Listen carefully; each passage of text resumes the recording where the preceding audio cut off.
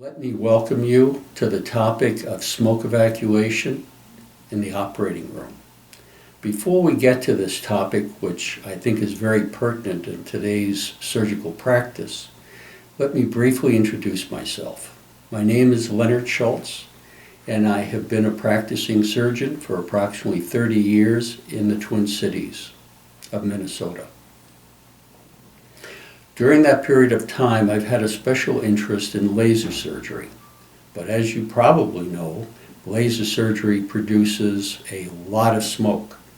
And the issue became one of trying to find people who could tolerate the amount of smoke in the room during the early days, going back to the 1980s, when laser surgery for vaporization of large tumors was a popular thing to try to do. Out of that interest grew a 30-year journey of trying to find ways to help all of us who work in the operating room to get rid of the smoke that is invariably produced as we do our work. And that's what the story today is all about. We're going to talk about why we should prioritize smoke evacuation in the operating room. And I hope by the end of this conversation, you will believe, as I have for a number of years, that this is an important item, and I hope you'll become strong advocates for the removal of surgical plume from your operating room. So let us begin. So the real question to ask is, why? Why should we remove surgical smoke from the operating room? We have to come up with good reasons. Obviously, if you're a perioperative nurse, the major reason is you don't want to be working in a coal mine all the days of your work. But the real issue has to do with the surgeons who are in and out of your work environment within relatively short periods. And that's what we're going to try to get to in this discussion. Let's go back to the history a little bit. You may recall, some of the older folks here, that we didn't always use electrocautery to do cutting and coagulation. It wasn't until the mid-60s that the Bovie machine was introduced, big as your washing machine. And of course now they're much smaller units as electric generators. But before that, all bleeding was controlled with small clamps, usually called mosquitoes, and some kind of suture material, most commonly catgut. But what the Bovie machine introduced to us was smoke, as well as a fast way of doing surgery. And that smoke had to be dealt with some type of a smoke evacuator system. The earliest one of which was developed by Emil Stackhouse, also in the late 1980s, in which he relied upon a 7/8" tube called respiratory tubing, held very close to the source of smoke production. Well, in those old days, we had lots of help around the operating room, and it wasn't hard to find an extra hand to chase after the smoke plume, but that is no longer the situation in today's operating room environment, so we had to come up with something else. In the late 80s into the early 90s, the first smoke capture device was actually a smoke filtering device, which involved, as this picture indicates, simply a housing containing an OPA filter and an activated charcoal disc, and it was used to remove smoke during laparoscopy. Now, normally, one would think that this device was invented to prevent you from breathing in smoke that would be vented through one of the side vents of a trocar. But actually, what it evolved into was a visualization enhancing device, because without the smoke in the abdomen, you could see better and not have to clean the lens. We all know that you take the warm lens out of the abdomen, expose it to the cold air, and then put it back into the abdomen after cleaning it, and now you have condensation on the lens to deal with as well. After this, the next product was primarily for open surgery, and this was what we're all familiar with. This product has been around, the ESU pencil has been around for about 17 years now, and as you know, is having one modification after another modification to try to improve its acceptability and perhaps its smoke evacuation efficiency. The last product introduced also was a smoke capture device based on an open cell foam, based upon an open cell foam used as an area for capture. The main difference that you will notice immediately is the surface area which this product creates versus the surface area for capture represented by the orifice of a tube. Speaking about differences in surface area brings us now to a great segue into the principles of effective smoke capture. This slide points out that in order to capture smoke effectively, the orifice of the capture device, whether it's a tube or any other device, has to be as close to the source of smoke production as possible.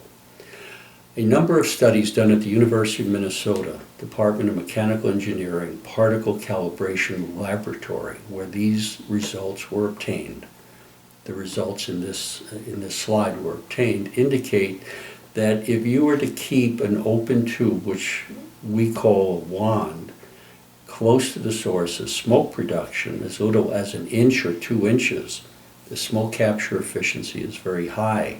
If you move it back to 3 inches, however, from the source of smoke, the efficiency drops down by half. The next thing that's important is, of course, the strength of the evacuator. The smoke evacuator is a turbine, usually located in a box, that powers the ability of the device, which is, of course, a passive thing. It has no power in and of itself, and brings the smoke away from the operative field.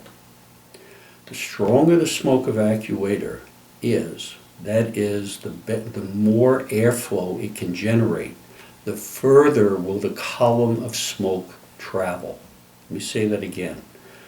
The more powerful the smoke evacuator in terms of the amount of airflow that it can produce, the further the column of smoke will travel toward the collection or capture device.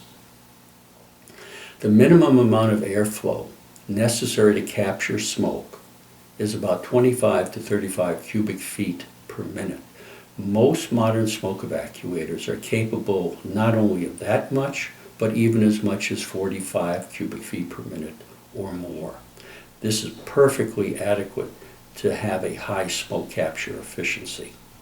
The next thing of importance is the tubing diameter. As you look over the numbers here, you can see that the smaller the tube, the less airflow can get through it. And the less airflow that can get through the tubing, the less smoke will be captured, because not only do you capture smoke when you use a suction device, but you capture the ambient air around the smoke, which is rapidly rising because it's hot, and rapidly dispersing because of Brownian motion of the molecules going in a random fashion.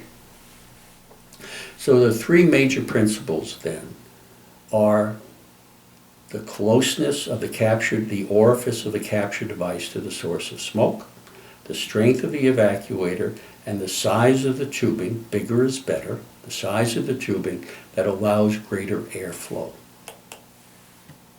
This is another way of saying the same thing that we've read. This graph is saying the same thing that I've just talked about.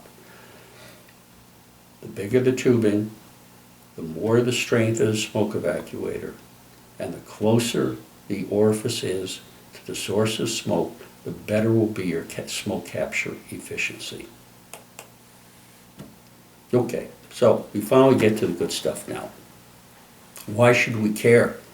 What are the real arguments for removing smoke from the operating room? The obvious one is you don't want to breathe it in.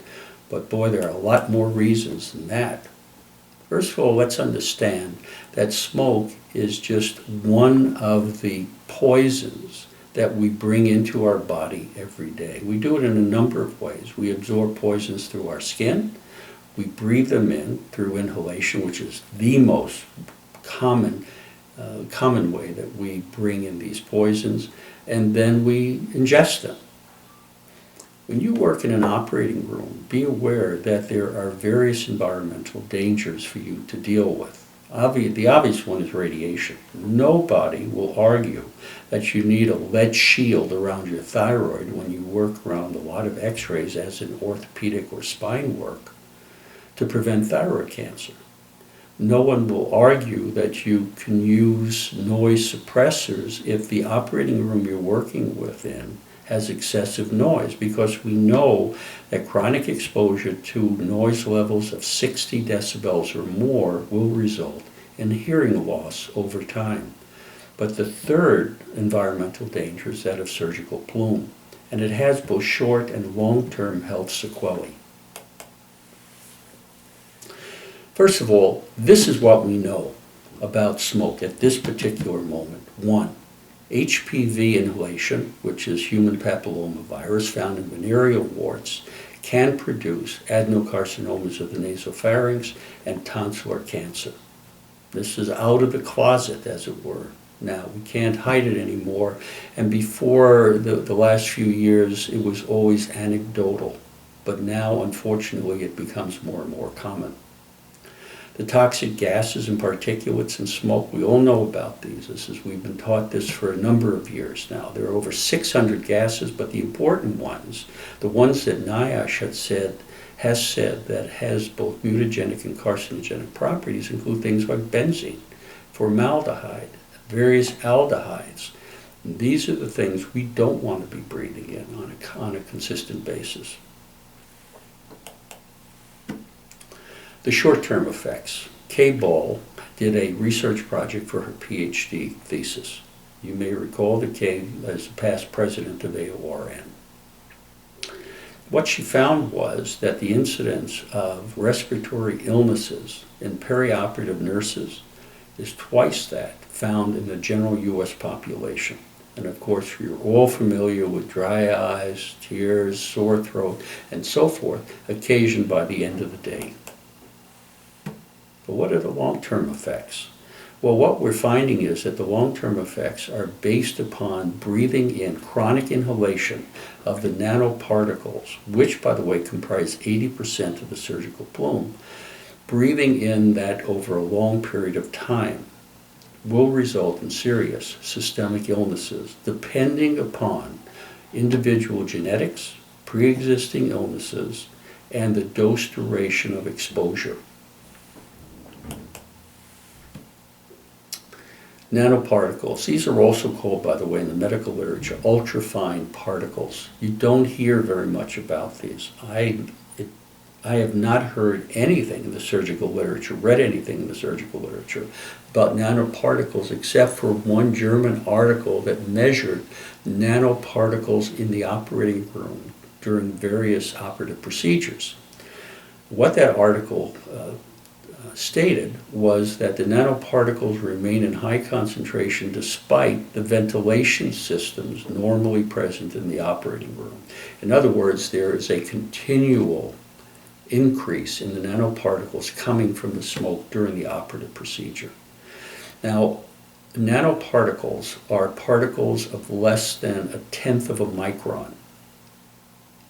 100 nanometers equal 1/10 of a micron. Why do I bring this up? Well, because the filters, the ULPA filters that we all know about, say that you have a 99.99% protection against particles down to 0.2 or 0.3. What we're trying to say is that nanoparticles can get by ULPA filters. And that's why, and we certainly know, by the way, before I forget, we certainly know that surgical masks are not protecting you against breathing in, breathing in nanoparticles.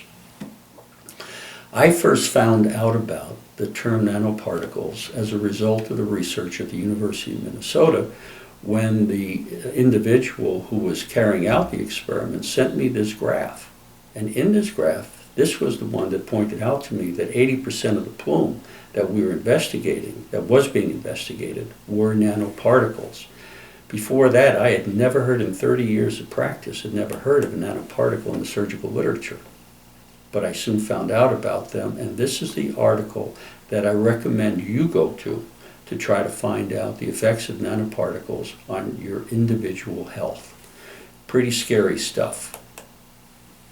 The life cycle of inhaled nanoparticles. Now, obviously, we breathe these in every day, all of our lives. We've been doing it for forever. But the process is one of neutralization. In other words, most of the nanoparticles that you breathe in get all the way down to the alveoli and are there neutralized by a process of phagocytosis as a result of the action of macrophages.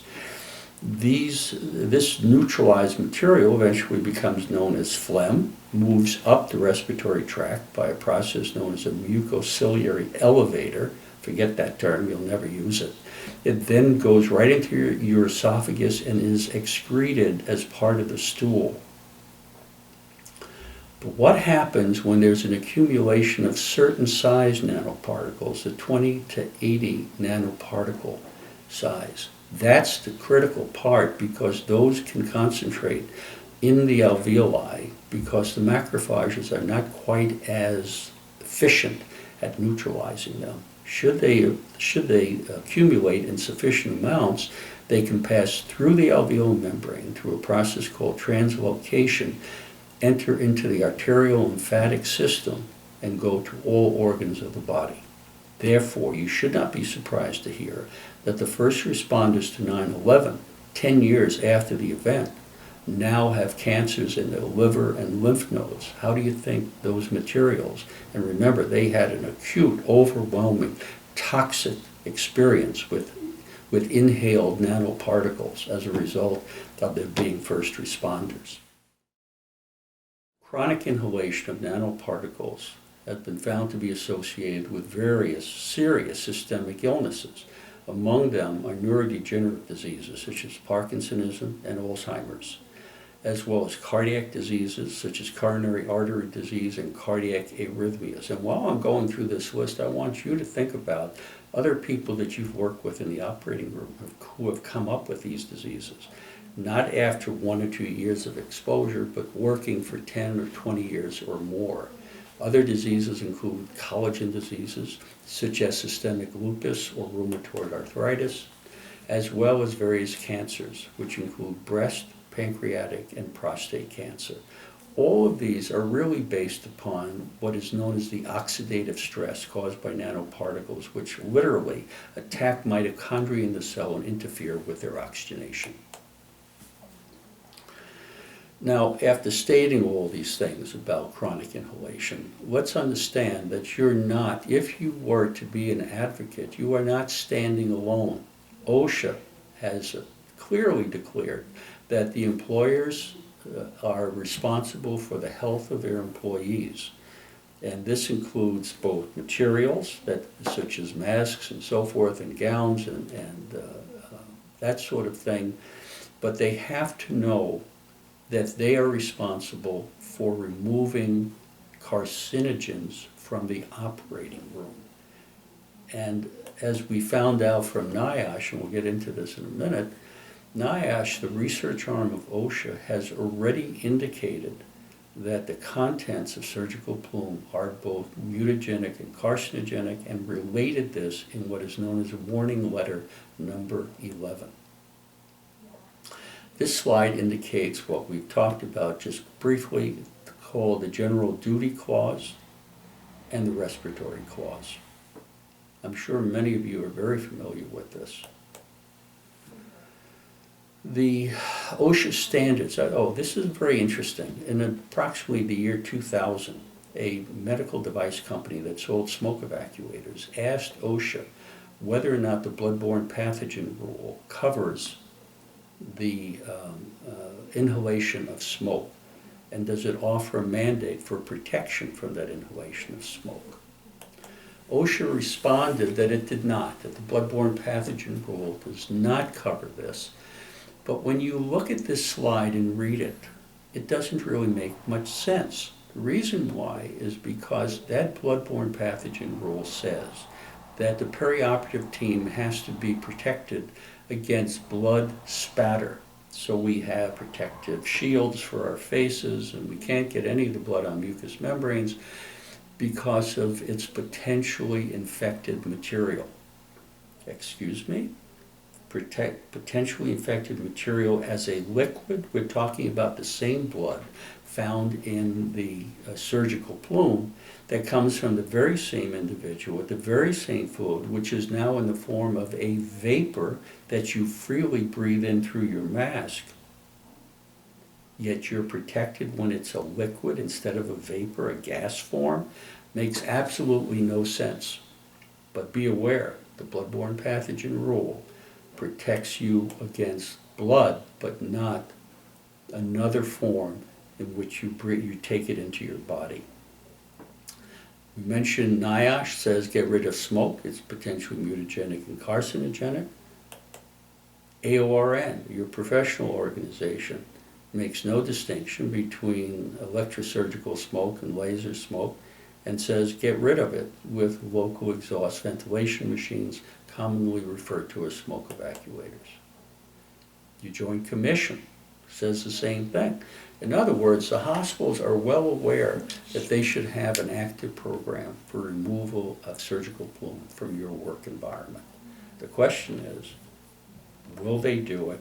And I think right now the trend is starting to change from kind of keeping the evacuators off in the closet to finally getting people to realize the importance of to their long-term health and starting to use smoke evacuation technology. The industry response we've really spoken about. The wand or the tube, and now the wand, as you can see in this photograph, really has evolved into a 7/8 inch corrugated hose called respiratory tubing with a sieve over it to prevent the possibility of a sponge being sucked into the tubing. Again, this was the original way in which smoke was captured. The problem with it is that it requires somebody to do it, and we don't have a free hand in the operating room anymore. The ESU pencil. This is a monopolar electrode with either an attached or an embedded 3/8 inch tubing attached to it, with the tip of the tubing as close to the tip of the electrode as possible to gain maximum efficiency. Normally this product is attached to a wall suction, which gains about up to 5 to 9 cubic feet per minute of airflow, or now it's more commonly being attached to smoke evacuators, which increases its airflow to as much as 15 cubic feet per minute or more. However, the size of the tubing, if you remember principles of smoke evacuation, the size of the tubing limits the airflow, and so it is not surprising that smoke capture efficiency may be compromised. And then the cell phone-based device with a much wider surface area for capture. This is a comparison of these various capture devices, again based upon research data conducted at the University of Minnesota, in which the comparison was made of the wand, the electrosurgical unit pencil, and the cell phone technology. And you can see under the average smoke capture efficiency, very high for the wand, and especially therefore makes it useful for mini incisions where you can just attach it to the drape within 1 or 2 inches from the smoke source.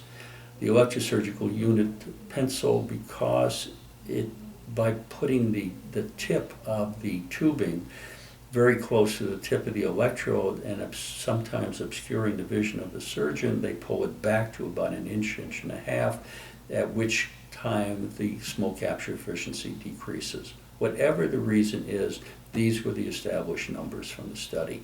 And then the cell phone technology, which is quite high. In all cases,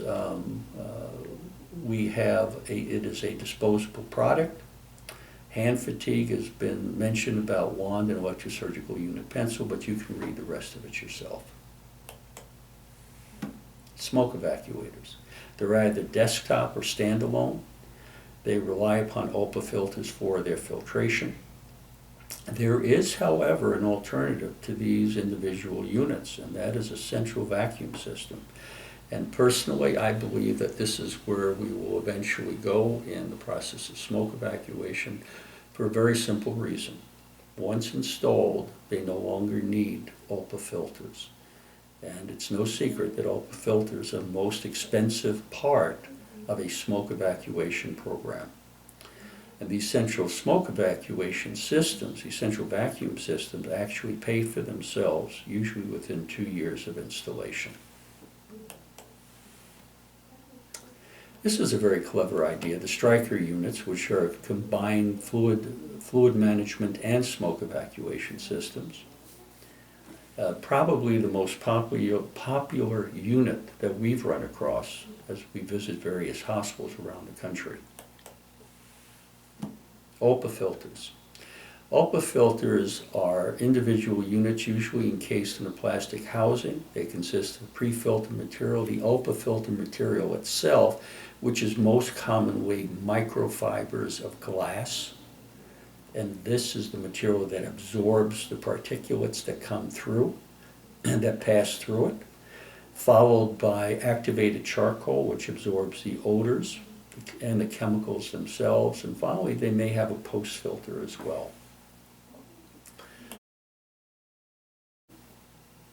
Now, the question is whether or not ULPA filters actually protect you as much as you think they do. Now, the specifications say 99.999% efficient for materials down to about, I think we said 0.2 of a micron, 0.2 microns. The problem, however, is that the specifications for ULPA filters were developed for face masks, N95, which means that the airflows were much lower than the airflows that they meet in the operating room, 10 times lower, so that the speed at which the air the smoke will pass through the filter is much faster. And even with the process, the phenomenon known as diffusion that tends to absorb more and more of these nanoparticles, as you can see, the measured amounts of nanoparticles that get through ULPA filters is much greater than you would expect. Actually, about 5 to 10% of these nanoparticles can actually pass through the ULPA filters. And this is another reason why I believe that central vacuum systems will win. The next thing that we want to talk about is, can effective smoke evacuation, can it prevent bacterial contamination in the operating room? To date, we don't have any solid evidence in clinical studies to say one way or the other, but what we do know is that surgical site infections remain a problem. Overall, about 2 to 3% of surgical procedures, and they're expensive to treat. And of course now the federal system, Health and Human Services, says if you have a wound infection within 30 days and you need readmission, that's your problem, Mr. Hospital and doctor. It's not our problem anymore because we're not paying for it. Well, this is what I call an example of unintended consequences. After working so hard to develop MIS, minimally invasive surgery, in which patients come in and then go home and then are seen in the doctor's offices instead of staying in the hospital where their wounds are examined and checked for any temperature elevation or redness around the wound where contaminated fluid can be let out with a simple mosquito. Now they go home and aren't seen for a week or two, and by that time a wound infection could be considerable. Look at all the things that we have tried to do to get rid of infections. From shaving and not shaving, to scrubbing, wound barrier drapes with or without bactericidal materials in it, various regimens of antibiotics, different methods of wound closure with absorbable materials and non-absorbable materials. The list goes on. And let us not forget pre and post nutrition. We've tried these spacesuits. We've tried the laminar flow rooms. None of these things have really worked to get down wound infection. So we're at a point now where we're looking for something that we're missing. What are we missing here? Because what we do know is that if you have a barrier between smoke and the open surgical wound, wound infection rates are diminished. We also know that our tissue is not sterile. We know that 70 to 80% of all wound infections come from the bacteria within the patient themselves. So we develop an hypothesis for the cause of surgical site infections. And here's the hypothesis. Perhaps the electrosurgery, the process of electrosurgery itself, releases the patient's viable bacteria into the smoke. Because have you ever asked the question, how did all those bacteria get all over the operating room? Why do we find the bacteria in the ceiling? Why do we find it on the cabinets, the walls, the tables, the floors? The only way those bacteria really could get around all these places is if it were carried by the smoke. And that's the hypothesis, that bacteria are released by the process of electrosurgery, enter into the smoke where they remain viable, and then are carried to all portions of the operating room, which could include the back table and your Mayo stand, which are areas that you think contain sterile instrumentation.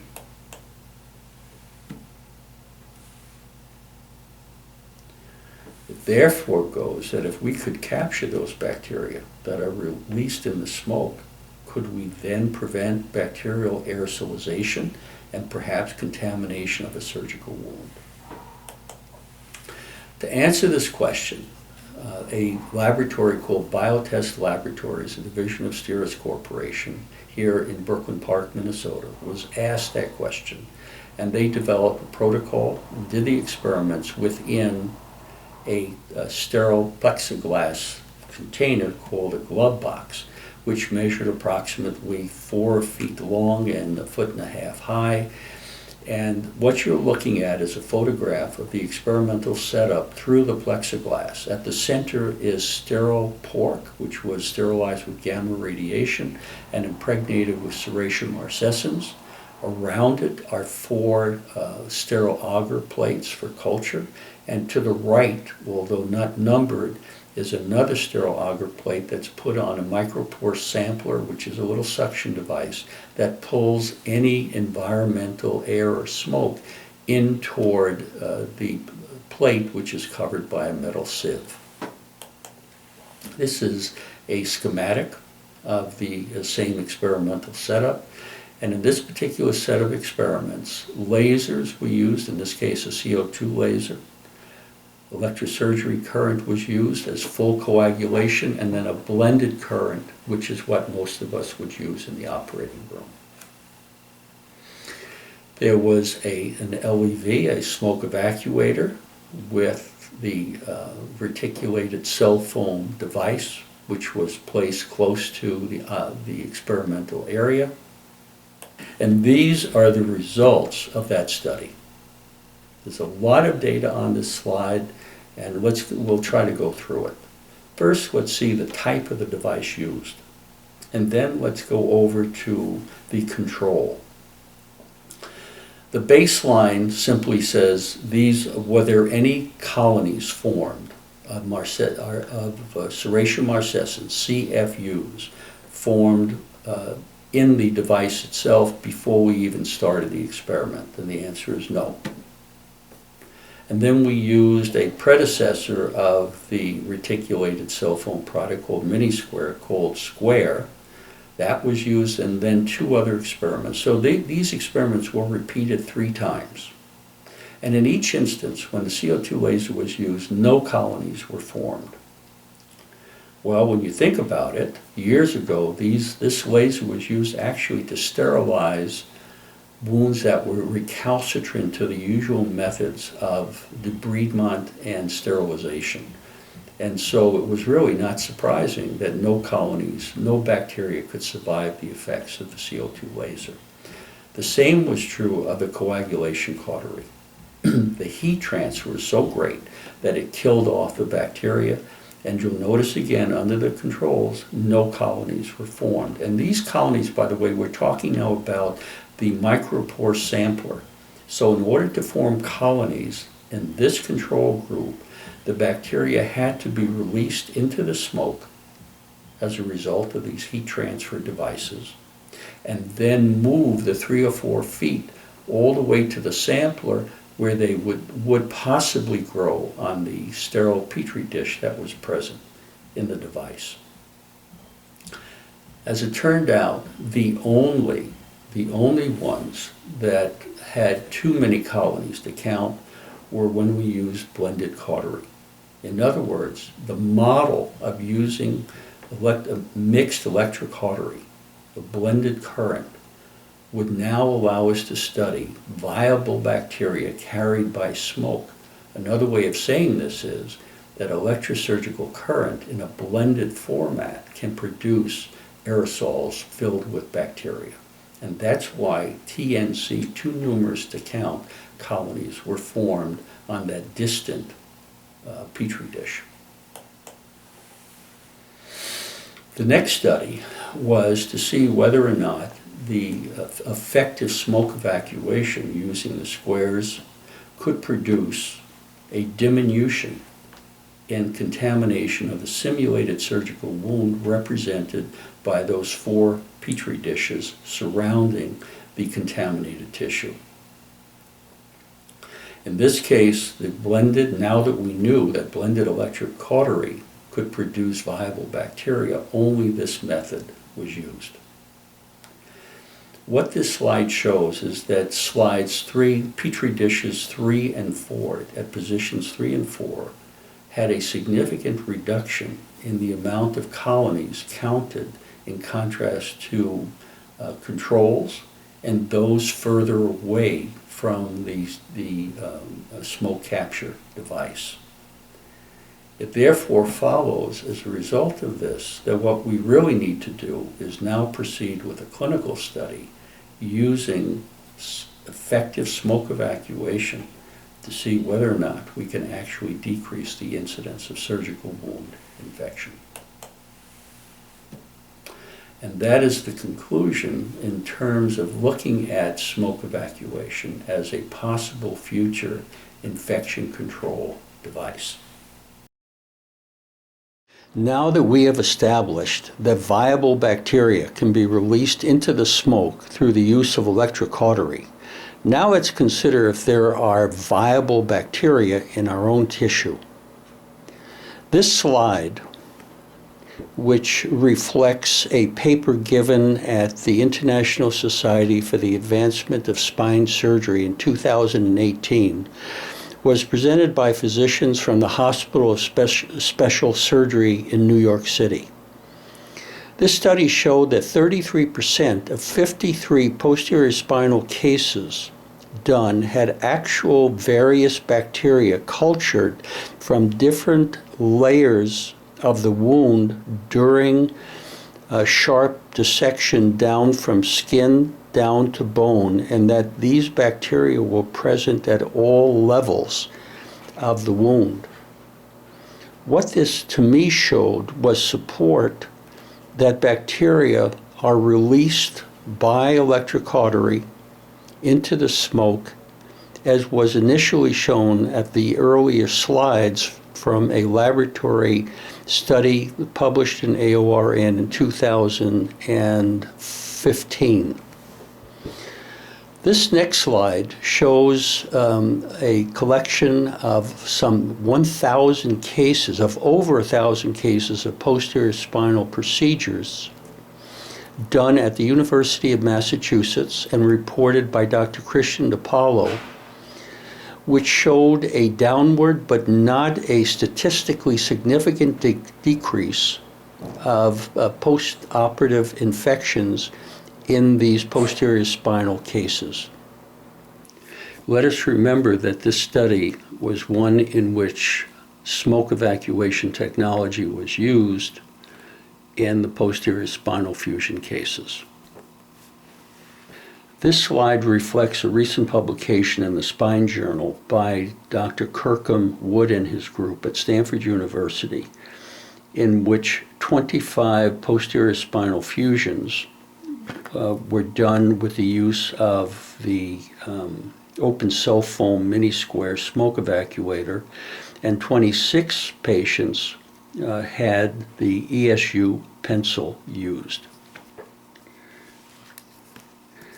His study showed that in both cases, whether the mini square or the ESU pencil was utilized to reduce particulates in the ambient air around the open surgical wound, whereas both were effective, he indicated that the mini square was significantly more effective in reducing particulate counts than the case of the ESU pencil. This article is significant for a couple of reasons. First, because it is a clinically relevant article, but also is the first such published article to indicate a comparison in function and functionality between the more familiar ESU pencil and the more recent technology, i.e. the cell phone-based technology of the mini square. Let's return, as we did with this slide, to the International Society for the Advancement of Spine Surgery. Again, this is the one held in Toronto in 2018. This poster was presented by Dr. Sunny Kim at that meeting, in which he used the mini square in one of two groups of lumbosacral cases over a 4-year period, which he himself operated on in all cases. This included the use of vancomycin placed into the wound prior to closing.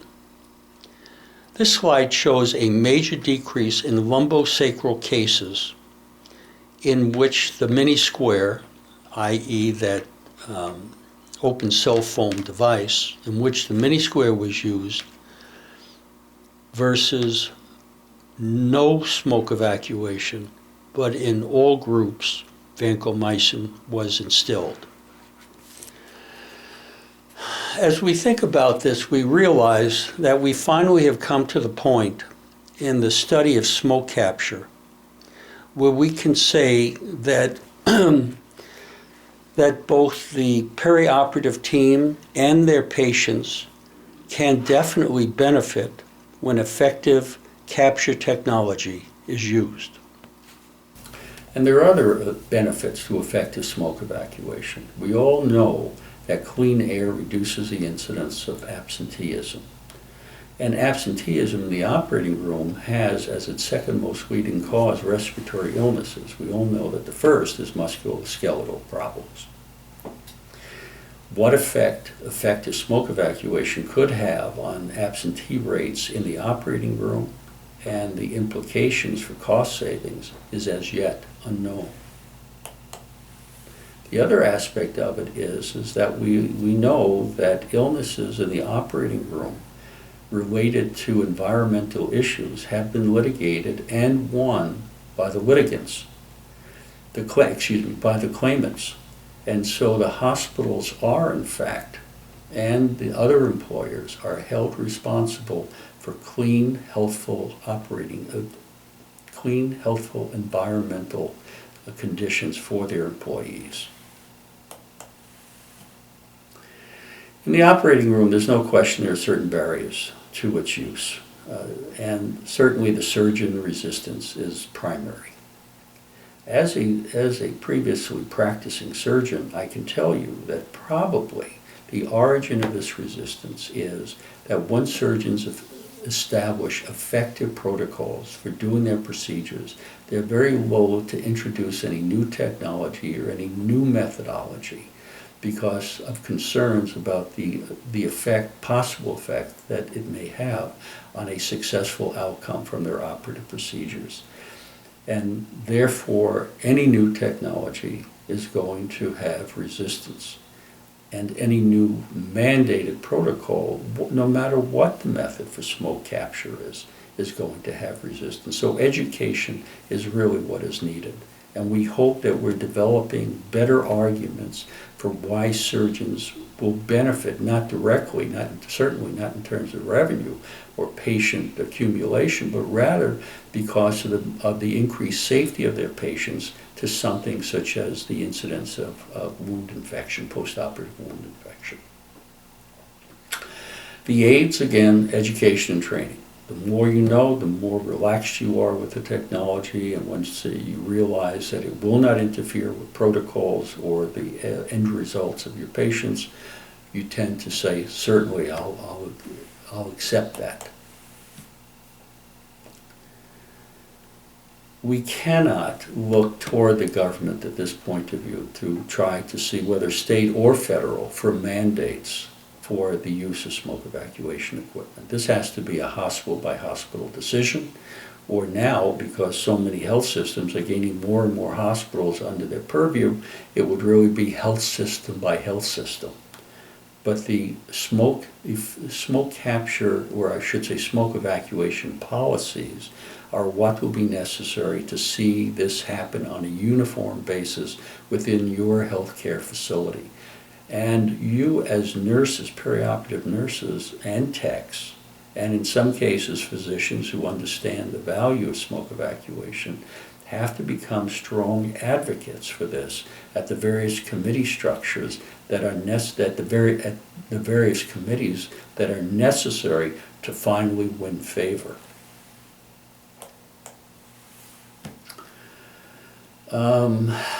There's no question that the staff themselves need to be well trained in smoke evacuators. I've seen staff in the operating room that really are very unfamiliar with how to best use smoke evacuators and the usefulness of the filters and how to apply or to how to use the devices that we've been talking about. And so we have to have an ongoing policy in the hospitals that try to keep the technology up to date and the knowledge of the nurses up to date. And invariably, as you recall the days of laparoscopy and lasers, doctors would be bringing this technology into the operating room. The nurses said, "What in the world's going on? I have no idea what you're doing." And so the issue of professionalism comes up because the nurses want to do their job well. And the best way to do it is to maintain a consistent training program to introduce the new technologies as they arrive. Compliance will remain the issue until smoke evacuation policies are established hospital-wide. Despite OSHA, Joint Commission, and all the other things we've talked about, compliance has to be based upon a thorough understanding of the reasons why it's not a good idea to have chronic inhalation of nanoparticles present in smoke. And I hope, having gone through this course, that you now understand the reasons for why I say this. I want to thank you for taking the time out to listen to me and to think about all the issues that we brought up, and there are a lot of them. There are psychological issues, issues of education, issues of compliance. It's a big topic, but remember that we have been trying to get smoke out of the operating room for almost 35 years, going back to the mid-1980s. Don't you think it's time? Don't you think as nurses it's time for you to turn to the surgeon and say, you know, you may not want it because you're out of here within an hour or two, but I'm here all day long, and do you really have a right to prevent me from protecting my personal health? Be strong, be consistent, and get the job done. Thank you very much for listening.